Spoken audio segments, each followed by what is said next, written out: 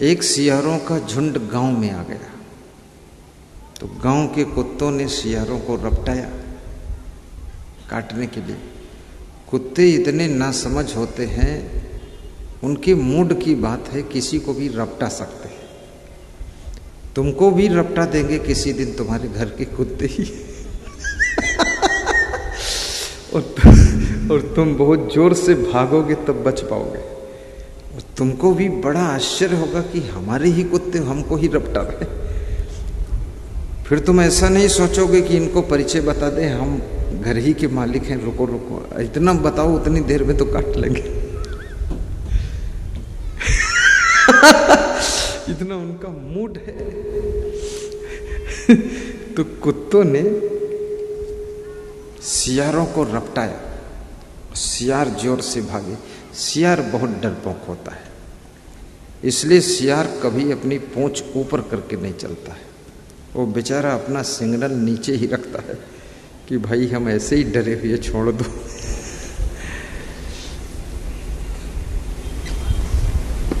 तो सियारों को जब रपटाया और सियार सब भागे, तो उसी गांव में एक रंगरेज रहता था। रंगरेज का मतलब होता है कपड़ा कोई भी हो, कपड़े का मूल रंग सफेद होता है। उस समय कॉटन के कपड़े बनते थे, रुई के। तो उन कपड़ों को जो रंगता था, कपड़ों के धागों को जो रंग में रंगता था, उसको रंगरेज कहते थे। लेकिन मैं क्या बता रहा था, वो सियार रंगरेज के रंग के कुंड में गिर गया। एक सियार गिरा, बाकी तो सब भाग गए। और सियार ऐसे होते हैं ना, 50 सियार हो, 100 सियार हो, उनको कोई रपटाए तो सब सियार पूरी ताकत के साथ अपने अपने को बचाकर भागते हैं। कोई सियार पीछे रह गया उसका फिक्र नहीं करते। उनको तो यही टेंशन है कि हम बच जाएं, बस यही बहुत बड़ी बात है। पीछे वाले को देखोगे तो हम ही पकड़ जाएंगे कहीं। ऐसे जो लोग सियार बुद्धि के होते हैं, मनुष्यों में भी सियार बुद्धि के लोग हैं। सियार हैं और कहते हैं हम होशियार हैं, तो कभी आपदा आ जाए उनके ग्रुप के ऊपर तो अकेले अकेले भाग जाते हैं, अपने साथी को देखते ही नहीं हैं। वे सियार ही होते, होशियार नहीं होते हैं। जो होशियार होते हैं अपने पूरे ग्रुप का ख्याल रखते हैं कि सभी बंदे हमारे सुरक्षित निकल गए कि नहीं निकल गए, उनको होशियार कहा जाता है। ये सही बात बताओ तो हंसी आती ही है, बिल्कुल छू जाती है बात हो।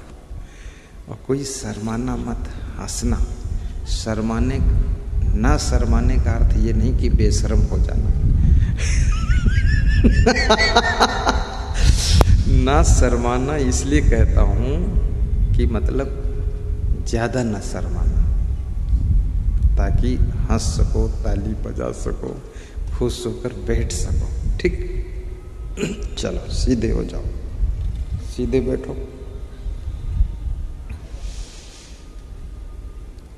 तो कुत्ते सियारों के झुंड के पीछे गांव से बहुत दूर तक रपटाते चले गए।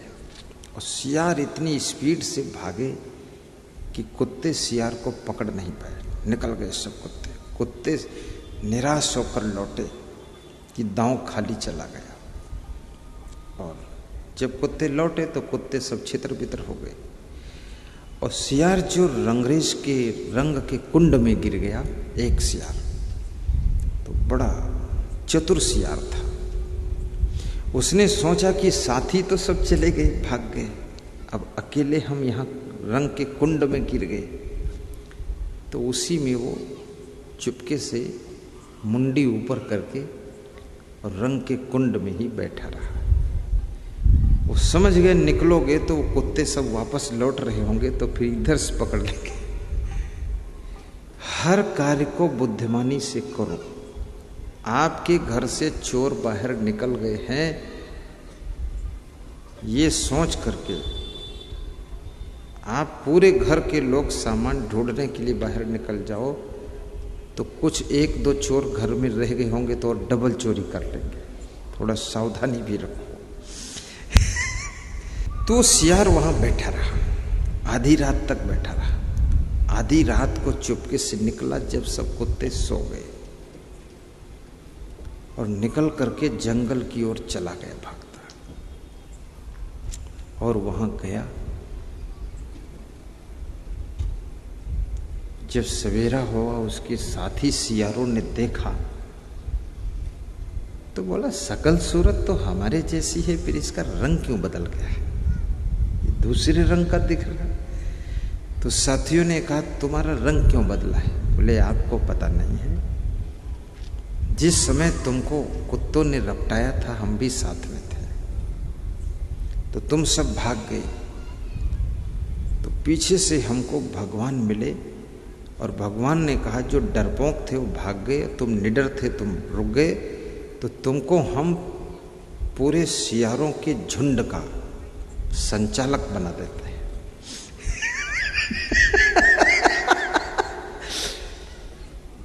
बड़ी होशियारी से बात जमाई और भगवान ने कहा है कि तुम सभी सियारों का नेतृत्व करोगे। बोले, ठीक है भाई, जब भगवान ने आपको, इसलिए मेरा अलग रंग कर दिया है ताकि पहचान हो सके ये सियारों के झुंड का संचालक है, अलग कलर। सब सियारों ने स्वीकार कर लिया और सुबह शाम उसको नमस्कार करने लगे कि भाई हमारे संचालक साहब है ये। अब वो सियार बड़ा खुश हुआ, तो उसने मन में एक दिन गणित बिठाई कि एक बार गांव की तरफ गए और अंग्रेज के रंग के कुंड में गिर गए और थोड़ी सी बात बनाने की कला आ गई, तो हम सब सियारों के संचालक बन गए, आज मेरा मान सम्मान हो गया। तो दोबारा अगर फिर हम सब लोगों को गांव की तरफ ले जाऊं और फिर कहीं ऐसा कुछ अद्भुत घटना हो जाए तो हो सकता पूरे जंगल का संचालक बन जाऊं, सभी जंगल के पशु पक्षी हमारे अंडर में रहेंगे। तो एक दिन उसने सियारों से कहा कि भगवान ने आकाशवाणी किया है कि सभी सियार गांव की तरफ घूमने चले शाम को। तो सब सियार गए। जब सब सियार गए और वही टाइम था, तो कुत्तों ने फिर रपटाया और फिर से रपटाया। तो पहली बार तो कुत्ते चूक गए थे, सियार को नहीं मार पाए थे। इस बार कुत्ते भी सलाह करके बैठे थे कि अब की बार पूरी ताकत लगानी है। पूरे गांव के कुत्ते एकजुट हो गए। ऐसे तो गांव में हर मोहल्ले के कुत्तों का एरिया बटा रहता है, और एक मोहल्ले का कुत्ता दूसरे मोहल्ले में पहुंच जाए तो दूसरे मोहल्ले के सारे कुत्ते उसको पकड़ के नोचते हैं, इधर आए क्यों, ये नेपाल बॉर्डर है, ये पाकिस्तान बॉर्डर है, तुम कहाँ हिंदुस्तान से आ गए, उसको नोच डालते। लेकिन जब गांव के ऊपर कोई बड़ा बात हो जाता है तो गांव के सारे कुत्ते एक हो जाते हैं। सारे कुत्ते एक होकर के फिर उसका मुकाबला करते हैं, कोई ऐसी बात हो जाए, क्योंकि अब उनको लगता है कि हम सब खतरे में हैं, तो सब कुत्ते एक हो जाते हैं। दूसरी बार जब सियार उस गांव को गए, कुत्तों ने फिर रपटाया, तो सब सियार भागे। अब जो सियारों का संचालक बना था मुखिया, तो मुखिया जी की यह पोल खुली। सबने कहा मुखिया जी कंट्रोल करो भाई, कुछ बताओ, नेतृत्व करो, मार्गदर्शन करो। तो मुखिया ने कहा मार्गदर्शन यही है कि स्पीड से भागो।